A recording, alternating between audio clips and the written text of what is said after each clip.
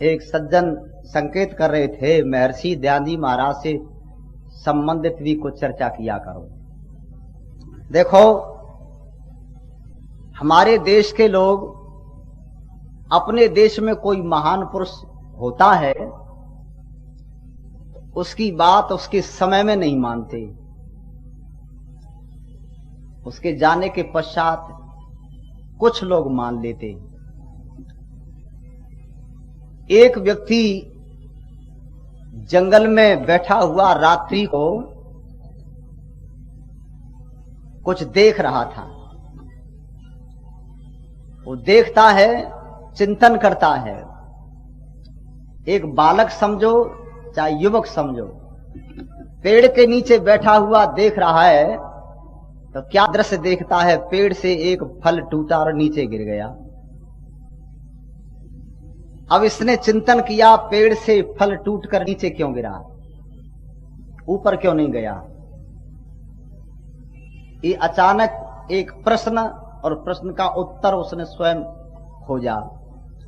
पेड़ से फल टूटकर, पत्ता टूटकर नीचे क्यों आता, ऊपर क्यों नहीं जाता? इसने विचार किया कोई कारण हो सकता है। जब चिंतन किया, पता किया, खोज की, तो ओहो, मनुष्य कितना योग्य हो। सवेरे जब जाते हैं तो कहते हैं जरा अपनी तरफ खींचती है। तो उसने निश्चित कर दिया पृथ्वी में गुरुत्वाकर्षण है, ये अपनी तरफ चीजों को खींचती है। जानते हैं उसका नाम क्या था? न्यूटन। भारत का बच्चा जानता जो पढ़ता है, न्यूटन को सब मानते, न्यूटन को सब मानते। यद्यपि न्यूटन से पहले फल नीचे ही गिरते थे, ऊपर नहीं जाते थे, तब भी नीचे ही गिरते थे। पर उसने कुछ खोज की, लोगों को बताया तो सारे भारतवर्ष का पढ़ा लिखा व्यक्ति न्यूटन का नाम जानता है। बालक और बैठा है, क्या देखता है? उसके सामने एक बर्तन में पानी गर्म हो रहा है। ये बालक देख रहा है, बर्तन में पानी गर्म होता है, बालक देख रहा है। ऊपर ढक्कन रखा हुआ है, इसने ढक्कन को दबाया, नीचे अग्नि चल रही थी, उसमें पानी था, उसको दबा करके जब रोका तो ये रुक नहीं पाया, ढक्कन उठ गया और उसमें से भाप निकल गई। उसने कहा ये क्या होता है? इसमें तो बड़ी ताकत है। इस ढक्कन को बंद कर दिया जाए तो। उस ढक्कन को बंद कर दिया, अग्नि जलाई, अंदर पानी भरा हुआ था, बर्तन को फोड़ दिया उसने। इस बच्चे ने अब बहुत बड़ी ताकत है इसमें। यदि कोई ताकत का काम लिया जाए तो इससे लिया जा सकता है। ये तो बहुत बड़ा धक्का मारती, इसमें ताकत होती है। उस बच्चे ने इसके ऊपर खोज की, भाप का जो आविष्कार किया और एक उसने यंत्र बना दिया। जानते हैं उसका नाम क्या था? James Watt. जेम्स वाट उस बच्चे का नाम था। सारे भारतवर्ष का बच्चा जानता है, पढ़े लिखे व्यक्ति। न्यूटन को जानता है और जेम्स वाट को जानता है। अच्छा, एक तीसरा बालक और बैठा है।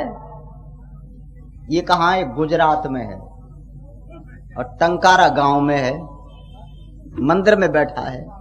बालक है और भी बैठे, ये भी बैठा है। जैसे ये बैठे थे, दोनों देख रहे थे, ये भी बालक है। ये क्या देखता है? शिव की भक्ति में सब लोग बैठे हैं, शिव जी के ऊपर सामान चढ़ा दिया है। पिताजी ने कहा सो मत जाना, सो गए तो शिव जी कल्याण नहीं करेंगे। जाग रहा है कि सो गया तो गलत होगा, जागते रहो। नींद आती तो आंखों पर पानी छिड़क लेता है। वहां सब सो गए, पिताजी सो गए, चाचा जी सो गए, पुजारी पंडित सब सो गए, पर बालक की तो इच्छा थी कि सो गया तो कल्याण नहीं होगा। ये देख रहा है, क्या देखता है? मंदिर में से चूहे निकलते हैं, शिव जी के ऊपर जो सामान चढ़ाया था उसको धीरे धीरे खा रहे, ले जा रहे हैं, उसके ऊपर ही उछल कूद कर रहे हैं। इस बच्चे ने कहा ये शिव कैसा है, क्या ये कल्याण कर सकता है? ये प्रश्न पैदा हो गया। तो क्या चिंतन किया कि ये शिव नहीं है, शिव तो कोई और हो सकता है जो दुनिया का कल्याण करता है। ये तो अपना भी कल्याण नहीं कर रहा, इसका अपना सामान जा रहा है, बचा नहीं पाता, ये हमारा क्या कल्याण करेगा। इस बच्चे ने कहा सच्चे शिव को खोजूं, सच्चे शिव को खोजूं। तो सच्चे शिव को खोजने के लिए बहनों और भाइयों घर को छोड़ करके ये चल दिया। जानते इसका नाम क्या था? स्वामी दयानंद। यहां जितने बैठे ये जानते हैं। जैसे न्यूटन को भारतवर्ष का बच्चा बच्चा जानता है, जेम्स वाट को जानता है, ऐसे महर्षि दयानंद को भारत का बच्चा बच्चा नहीं जानता। ये तो जो है कुछ ही व्यक्ति जानते। बालक घर से चला सच्चे शंकर की खोज करूं, निकल पड़ा। एक दो घटना और घटी। चाचा की मृत्यु हुई, बहन की मृत्यु हुई कि ये क्या चीज शरीर में से निकल के चली जाती है, जिसके निकल जाने के बाद आंख देखती नहीं, कान सुनते नहीं, शरीर ज्यों का त्यों पूरा है, पर क्या चीज निकल गई, ये क्या मेरे अंदर से भी कभी चीज निकलेगी? ये भी एक चिंतन था। मृत्यु क्या है और जो संसार का कल्याण करता है वो क्या है? तो बहनों और भाइयों, ये बालक चल दिया और कहां जाता है? सच्चे शंकर का दीवाना, सच्चे शंकर का दीवाना, बन बन डोले जी, बन बन डोले। सच्चे शंकर का दीवाना, बन बन डोले, हाँ बन बन डोले जी। तज टंकारा राजधानी और धूल जगत की छानी, पर मिला न कोई ज्ञानी। पाखंडी साधुन के संग मिल सबका हृदय टटोले, बन बन डोले, हाँ बन बन डोले जी। सच्चे शंकर का दीवाना, बन बन डोले, हाँ बन बन डोले। दिन रात बर्फ में रहना और भूख की ज्वाला में दहना, दिन रात बर्फ में रहना, भूख की ज्वाला में दहना, झंझा के झोंके सहना, जंगल जीवों का झुंड चहुद शब्द भयंकर बोले, बन बन डोले, हाँ बन बन डोले जी। सच्चे ईश्वर का मस्ताना, सच्चे शंकर का दीवाना, बन बन डोले, हाँ बन बन डोले जी। धक्के खा रहा है कोई, सत्य शंकर के दर्शन करा दे। किसी ने कहा उस साधु के पास चला जा। साधु के पास गया, सत्य शंकर के दर्शन कराओ, तो मंदिर में चले जाओ। तो कहने लगा मंदिर वाला तो देख लिया मैंने, उसको तो समझ लिया है, वो बता जो संसार का कल्याण करता है। साधु कहने लगे उसको तो हम भी नहीं जानते, ये तो हमारे मस्तिष्क में प्रश्न ही पैदा न हुआ, हम तो इसी की पूजा करते रहे। तो कहने लगा उसको बताओ जो संसार का कल्याण करता है, हम नहीं जानते। दूसरे के पास गया, तीसरे के पास गया, एक कोई सन्यासी मिले, उन्होंने इसका नाम दयानंद रख दिया। तो क्या चाहते हो? सच्चे शिव के दर्शन करना चाहता हूं। और उनका सत्य शिव के दर्शन करना चाहता है तो कोई सन्यासी तेरे को दर्शन नहीं करा पाएगा, लोग जानते नहीं उसको। तो कौन कराएगा? का तुम मथुरा चले जाओ, वहां क्या है? एक व्यक्ति है आंखों से अंधा है, उसका नाम ब्रजानंद है। इस समय तेरी शंका का समाधान करने वाला उसके अतिरिक्त देश में कोई है ही नहीं, बस केवल वही व्यक्ति है। कहीं शंका मिटी न मन की, कहीं शंका मिटी न मन की, तब राह गई मधुबन की, तब राह गई मधुबन की।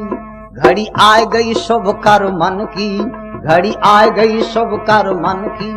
गुरु बिरजानंद दे जान हृदय पट, बाल यती के खोले, बन बन डोले, हाँ बन बन डोले जी। सच्चे शंकर का दीवाना, बन बन डोले, ओ बन बन डोले। बिरजानंद के पास चले जाओ मथुरा में, इसको तो अपने प्रश्न का उत्तर खोजना था। सच्चे शिव के दर्शन करने थे, कोई बताने वाला था ही नहीं, सब उसी को बता देते थे जो मंदिर में बना हुआ था। ब्रजानंद के पास जाकर के उनकी कुटिया पर पहुंचे, किवाड़ खटखटाई। गुरु तो प्रज्ञा चक्षु थे, कौन? यही जानने आया हूं कि मैं कौन हूं। उन्होंने कहा ऐसा शिष्य कोई आज तक नहीं आया जिसने ये इस प्रकार का प्रश्न का उत्तर दिया हो और एक प्रश्न भी कर दिया हो। गुरु ने पूछा कौन, तो बताया मैं यही जानने आया हूं मैं कौन हूं। तो पता लगा कोई शिष्य है और ये जानना चाहता है कि मैं कौन हूं, ये और बताओ इसको। और गुरु ने देखा ये तो प्रतिभाशाली है। गुरु ब्रजानंद ने पूछा क्या चाहते हो? शिव के दर्शन करना चाहता हूं। नहीं हुए कहीं? कहीं नहीं हुए महाराज। तो पढ़े कितने हो? ये किताबें पढ़ी मैंने जो पढ़ चुके थे। तो गुरु कहने लगे जो साहित्य तैने पढ़ा, जो पुस्तकें पढ़ी है, इनके पढ़ने से शिव के दर्शन नहीं हो सकते। क्या करूं? पहले इन किताबों को फेंक दो, जाओ यमुना में फेंक दो सबको। गलत रास्ते पर चल पड़े, फेंक दी। गुरु ने कहा जो अब तक जाने हो सबको भूल जाओ, तो सबको छोड़ दिया। अब मैं जो बताऊं उसको आप पढ़ो। गुरु ब्रजानंद के पास बहनों भाइयों महर्षि दयानंद पढ़े, वेद पढ़े, और वेद पढ़ करके जब शंकाओं का समाधान हो गया, मैं जल्दी में पूरा करूंगा, शंकाओं का समाधान हो गया, समझ गया सच्चा शिव क्या है। तो बहनों और भाइयों जब शिव को समझ लिया तब कहा गुरुजी मेरी शंका का समाधान हो गया, अब मैं अपने वतन को जाता हूं। गुरुवर ब्रजानंद कहने लगे दयानंद जाते तो हो, ऐसा शिष्य कोई मिला ही नहीं था। उनका ये पढ़ करके चला गया तो क्या होगा? तो गुरुवर कहने लगे दयानंद जाते तो हो, दक्षिणा दे जाओ। और गुरु तो दक्षिणा मांगते हैं कि दक्षिणा दे जाओ। तो दयानंद कहने लगा गुरुजी दक्षिणा क्या दूं? मैं जब तुम्हारे पास आया था तो मेरे पास से जितना आभूषण थे वो साधु संतों ने सब उतार लिए। मैं तो लंगोटी लगा करके आया, मेरे पास कुछ था ही नहीं। और जो दीपक जलाया जाता था पढ़ने के लिए, उस दीपक में तेल डालने को मेरे पास दीपक भी नहीं था, वो भी कोई दूसरा व्यक्ति इंतजाम करता था। भोजन का इंतजाम नहीं, आपके चरणों में पढ़ाऊं, मेरे पास दक्षिणा देने को तो कुछ नहीं। तो गुरुजी कहने लगे दक्षिणा वह मांगूंगा जो तेरे पास है। दयानंद क्या कहने लगे जो है वो देने को तैयार हूं, जो है वो देने को तैयार हूं। तो बहनों और भाइयों गुरुजी ने दक्षिणा में क्या मांगा आप सब जानते हैं। जो कुछ था ये लौंग देने लगे। गुरुजी को लौंग प्यारी है, लौंग रखते थे। तो गुरुजी ने कहा स्वीकार, ये तो स्वीकार है, पर मेरी जो दक्षिणा है जो मांगूंगा वह दे। का गुरुजी बोलो, आपका आदेश राज नहीं टालूंगा और आज्ञा को पालूंगा, मैं आज्ञा को पालूंगा। बोलो गुरुजी। गुरुवर ब्रजानंद कहने लगे एक तो मेरी दक्षिणा यह है कि तुम जीवन भर ब्रह्मचारी रहना, विवाह मत कराना। का स्वीकार। और दूसरा क्या है? दूसरी मेरी दक्षिणा मैं ये चाहता हूं जो मैंने तेरे को विद्या पढ़ाई है, वेद का ज्ञान दिया है, इस ज्ञान को दुनिया में बांट दे। इस ज्ञान को दुनिया के लिए बांट दे। और अंतिम कोई इच्छा? तो गुरुवर ब्रजानंद ने जो बात दयानंद को चलते समय कही ना, आप सब शिक्षित लोग बैठे, जब विद्यार्थी कॉलेज से पढ़ करके, गुरुकुल से पढ़ करके निकलता है तो एक क्या दीक्षांत समारोह होता है। आचार्य लोग बैठे हैं, दीक्षांत समारोह। तो गुरु डिग्री देते हैं और फिर उनके लिए जो है गुरु उपदेश देता है। तो गुरुवर ब्रजानंद कहते हैं दयानंद जाते हो, चलते चलते मेरी बात सुन जाओ। मैं जिसके लिए तड़प रहा हूं, मेरे को अभी तक कोई शिष्य नहीं मिला, मेरे पास विद्या है, उस विद्या को लेकर के मैं यदि चला गया दुनिया से तो क्या होगा? मैंने तुमको वेद का ज्ञान दिया है, क्या करो और क्या जरूरत है देश में, सुनो। वेद बिना अंधकार, वेद बिना अंधकार फैला है जग में, वेद बिना अंधकार फैला है जग में, वेद बिना अंधकार फैला है भारी, वेद बिना। वेद बिना बन गए नास्तिक, धर्म कर्म ईमान गया, अपूज्य पूजे जाए देश में, विद्वानों का मान गया।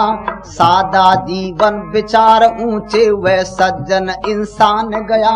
सकल विश्व को शिक्षा देते उन गुरुओं का ज्ञान गया। देश धर्म हित प्राण गमाते वो क्षत्रिय बलवान गया। करता दूर अभाव देश का वैश्य कहाँ धनवान गया। करता दूर अभाव देश का वैश्य कहाँ धनवान गया। गुण कर्मों के बिन मिलता, गुण कर्मों के बिन मिलता वर्णों को अधिकार। फैला है जग में वेदों बिना अंधकार। फैला है भारी वेदों बिना अंधकार। फैला है जग में वेदों बिना। गुरुवर ब्रजानंद कहने लगे, दयानंद सारे देश में वेद की विद्या लुप्त हो गई। गोस्वामी तुलसीदास जी महाराज ने एक बात बड़ी सुंदर लिखी है। वो क्या कहते हैं? हरित भूमि तृण संकुलित समझ परे नहीं पंथ। तुलसीदास जी की लाइन है, बहुत सुंदर लिख दी है। हरित भूमि तृण संकुलित समझ परे नहीं पंथ। और जिम पाखंड विवाद से लुप्त होए सदग्रंथ। एक लाइन और लिखी तुलसीदास जी ने, चले कुपंथ वेद मग छाड़े कपट कलेवर कलमल भाड़े। दुनिया वेद के रास्ते को छोड़ करके कुपथ पर चल पड़ी है। गुरुवर ब्रजानंद क्या कह रहे हैं? ऐ दयानंद, इस देश में लोग नास्तिक हो गए। महाराज नास्तिक किसको कहते हैं? ये तो लोग ईश्वर की भक्ति करते हैं। का ईश्वर की भक्ति करने वाला व्यक्ति चाहे भक्ति करता वो नास्तिक है, ऐसा कैसे हो सकता है? तो गुरुवर ब्रजानंद कहते हैं नास्तिक उसे कहते हैं जो वेद की निंदा करता है। नास्तिको वेद निंदक है, महाराज मनु ने लिखा है मनुस्मृति में। नास्तिक वह है जो वेद नहीं मानता। वेद को मान लेगा तो ईश्वर को भी मान लेगा, धर्म कर्म को मान लेगा, पूजा पाठ को मान लेगा। इस देश के लोग वेद को छोड़ करके गलत रास्ते पर चल पड़े। वेद का प्रचार करने वाला अब कोई दुनिया में रहा नहीं है। अन्य ग्रंथों का प्रचार हो रहा है, अन्य जो है मत मजहब का प्रचार होने लगा है। इसलिए लोग नास्तिक हो गए और अपूज्य पूजे जाएं देश में विद्वानों का मान गया। अब मूर्खों की पूजा शुरू हो गई है। और जिस देश में मूर्खों की पूजा होती, जानते हो क्या होता है? महाराज मनु कहते हैं उस देश में 3 चीज पैदा हो जाती हैं। अपूज्या यत्र पूजन्ते, लिखा है ना। जिस देश में मूर्खों की पूजा होगी और अच्छे श्रेष्ठ सज्जन लोग ठुकराए जाएंगे, उस देश में महाराज मनु कहते हैं 3 चीज पैदा होगी। एक तो अकाल पड़ेंगे, और दूसरा और देश में नरसंहार होगा, और तीसरी क्या है? मनुष्य को भय हो जाएगा। महाराज मनु ने लिखा था जब मूर्खों की पूजा देश में होगी 3 चीज अपने आप पैदा होंगी बिना कहे। आज देख लो ये सब कुछ हो रहा है। एक बहुत बड़ा विद्वान, 4 वेद का विद्वान आ जाए जो 4 वेदों को जानता है और किसी मंच पर जाए, उसके गले में कोई फूलों की माला नहीं डालेगा। वेद का विद्वान है, कौन पूजे? और एक बहुत बड़ा नेता आ जाए जो खान पान से भ्रष्ट, आचरण कोई काम का नहीं, चरित्रहीन, और जिसके अंदर सारे दुर्गुण दुर्व्यसन सब कुछ हों, वो जब मंच पर जाता है तो बड़े बड़े लोग उसके गले में फूलों की माला डाल करके उसके गले को ढक देते। नोट पहनाते, नोटों की माला।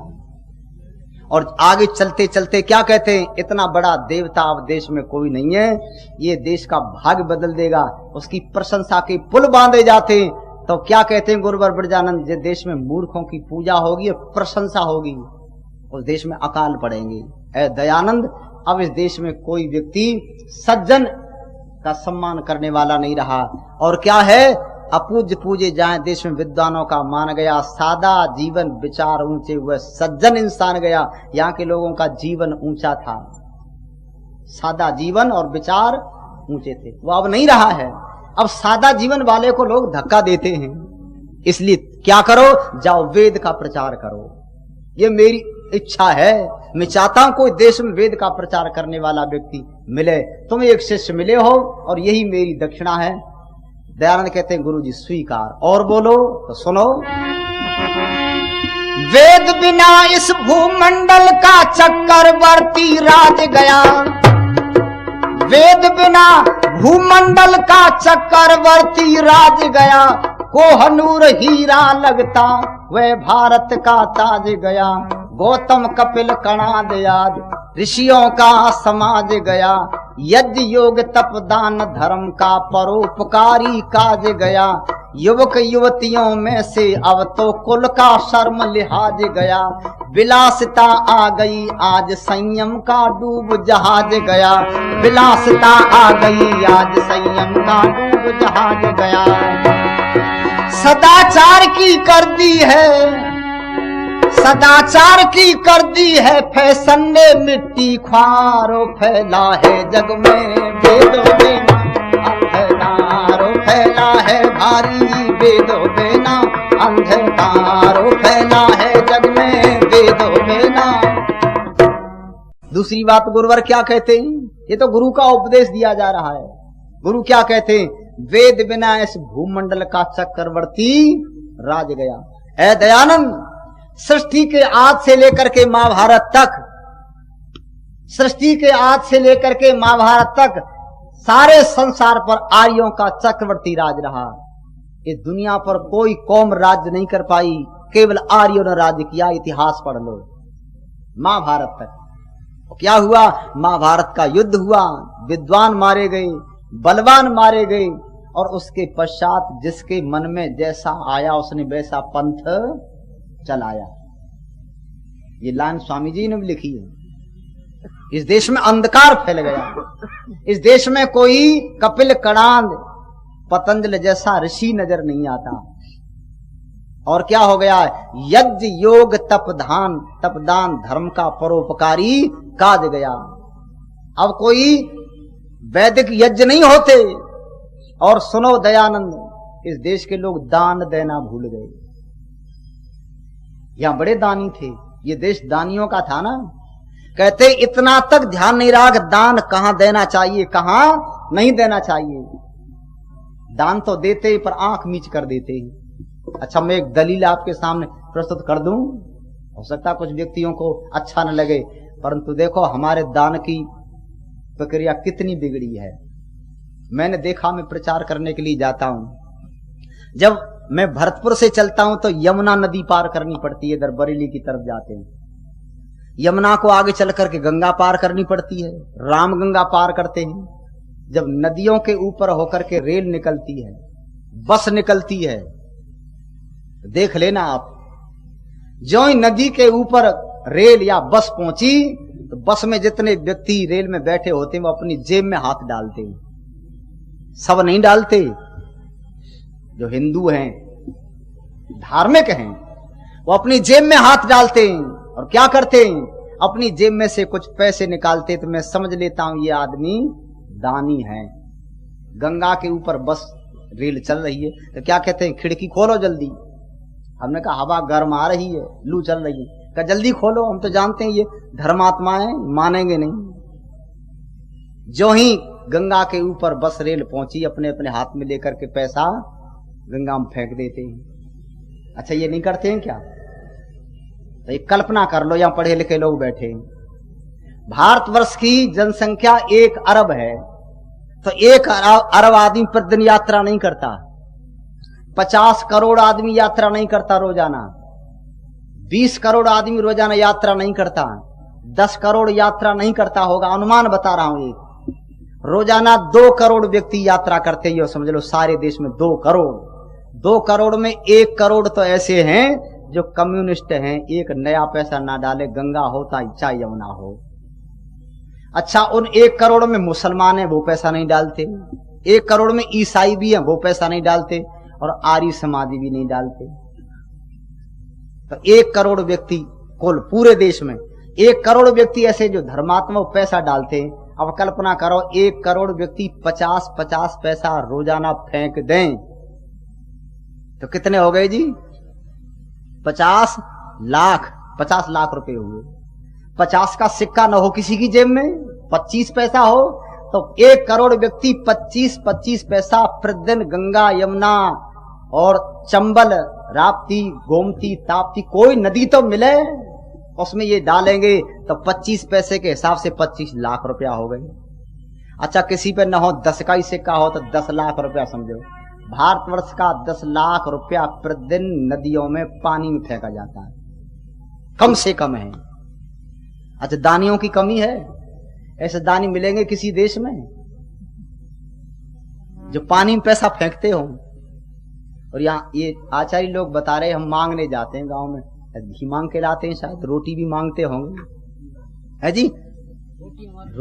रोटी मांग के लाते हैं। ये किस लिए मांगते हैं? ये ब्रह्मचारी खाएंगे और घी लाएंगे तो ये इसका हवन इत्यादि कर देते हैं। परंतु 10 लाख रुपया प्रतिदिन पानी में जाता है, गंगा में डाल देते हैं। अच्छा बताओ, गंगा कहीं कपड़ा खरीदेगी कि विवाह शादी करेगी कि इसका कुटुंब परिवार है? कुछ बुद्धि से सोचा कभी हिंदुओं ने? जब ये बात हम कहते तो क्या कहते? आर्य समाजी खंडन करते।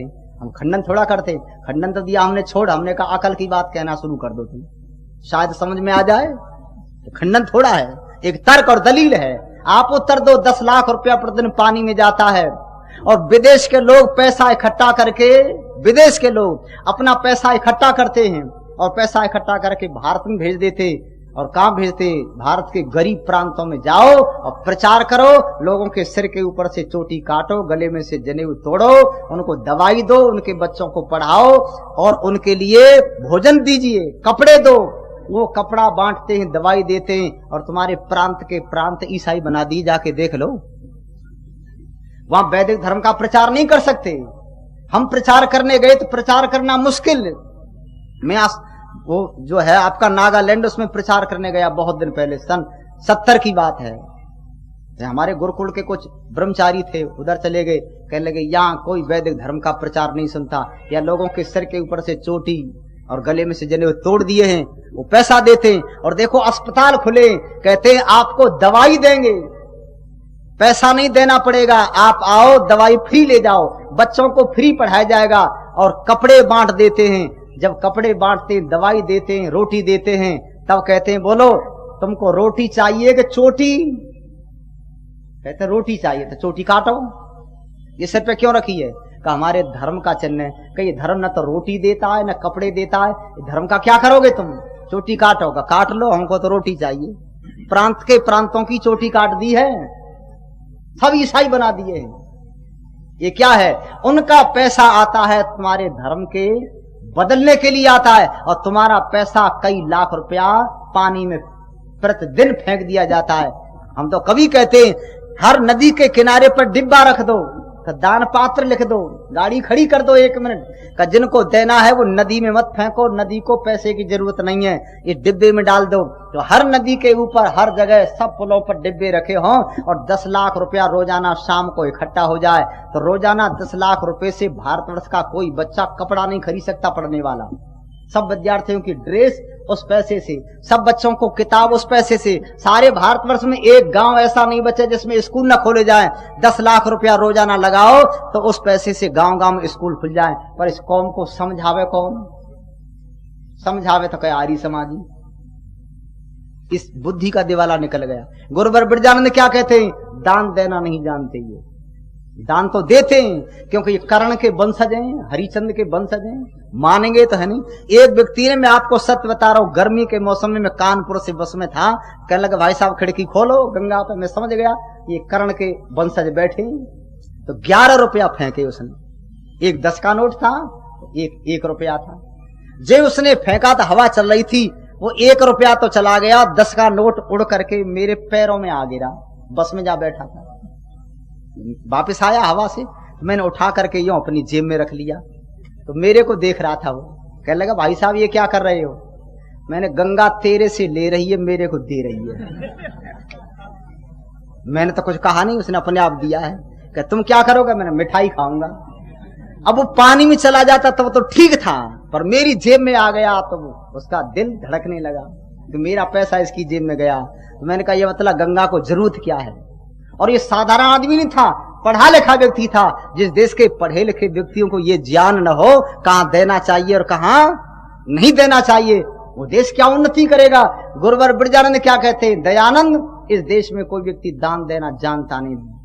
देते तो बहुत है, पर कहां देना चाहिए, किसको देना चाहिए? चौधरी तेज सिंह ने लिखा है, इस देश में दान की प्रक्रिया को लोग भूल गए। और यहां तो लोगों ने एक पाठ पढ़ लिया क्या पढ़ा? रहमन बे नर मर चुके जो कहूं मांगन जाए। दुआ लिखा रहीम ने, रहमन बे नर मर चुके जो कहूं मांगन जाए, और उनसे पहले बे मरे जिन मुख निकसै नाए। जो मांगने गया वो तो मरा हुआ है ही, पर जिसने दरवाजे पर से मना कर दिया तो वो क्या है? वो तो उससे भी ज्यादा, उससे पहले मरा हुआ है। तो लोगों ने कहा दरवाजे पर कोई आवे तो मना मत करो, दान जरूर दो, चाहे कैसा ही हो। जब ये तुमने सीख लिया तो इस देश में 90 लाख भिखारी थे सन 1921 की जनगणना में। 90 लाख भारतवर्ष में। क्यों? कि दरवाजे से लौटा तो सकते नहीं, दान देंगे। निकम्मे लोगों ने कहा बस दान मांगना शुरू कर दो, ये मना करते ही नहीं। इसलिए देश में भिखारी बढ़ते चले गए। चौधरी तेज सिंह लिखते हैं, भिकमंगे है सुखी देश में, दाता लोग दुखारी है। इसी से इस भारत में बढ़ गए 90 लाख भिखारी हैं। दाताओं के घर पे फूस नहीं, भिकमंगों के महल अटारी हैं। करोड़पति कहीं अरबपति, कहीं लखी, कहीं हजारी हैं। जिनके सबूत में तीर्थों के सब पंडे और पुजारी हैं। जो पंडे भारत की कर रहे सबसे लूट विशेष, बन गया भिखारी सारा भारत देश। और सुनो भिखारी बन के क्या किया लोगों ने? भिखारी बन के विष्णु ने वृंदा का सत्य डिगाया था। भिखारी बन के रावण ने सीता को आन चुराया था। भिखारी बन के विश्वामित्र ने हरिचंद बिकवाया था। और भिखारी बन के आला उदल ने मानव का मान घटाया था। कितने ही भिकमंगे फिरते धर धर के, ऐसा भेष बन गया भिखारी सारा भारत देश। तो कहते जब तक ये भिकमंगे हैं मत उन्नति का सामान करो, भारत की उन्नति होगी नहीं, ऐसा तुम ये ज्ञान करो। और दान देना हो तो दान देने से पहले सुपात्र और कुपात्र की पहचान करो। इन मोटे मस्त मलंगों का मत वाणी मात्र से मान करो। ब्रजानंद क्या कहते हैं? सब कुछ मर्यादाएं देश में भंग हो गई दयानंद, कोई सच्चा रास्ता बताने वाला रहा नहीं है। वेद की विद्या लुप्त हो गई। क्या करो? तुम जाओ और लोगों को वेद का उपदेश दो, वेद का प्रचार करो। विवाह मत कराना और विद्या को बांट देना का गुरुजी। और एक दो लाइन और सुन लो वैसे। वेद बिना मत पंथ फैल गए, बेढंगा प्रचार हुआ। वेद बिना मत पंथ फैल गए, बेढंगा प्रचार हुआ। पत्थर पूजा चली यहाँ पर, ईश्वर का अवतार हुआ। भूत मसान गिरोह का चक्कर, सिर पे आन सवार हुआ। पाखंडी पापी लोगों का खूब गरम बाजार हुआ। पापी का गंगा नहाने से बिल्कुल बेड़ा पार हुआ। आड़ धर्म की लेकर के यहाँ भारी अत्याचार हुआ। आड़ धर्म की लेकर के भारी अत्याचार हुआ।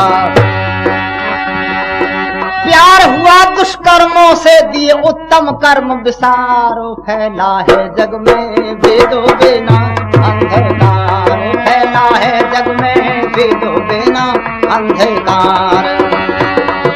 वेद बिना अंधकार, वेद बिना अंधकार, फैला है भारी वेदो बिना अंधकार, फैला है भारी वेदो बिना। वेद बिना चारों आश्रम की उत्तम रीत भुलाई है।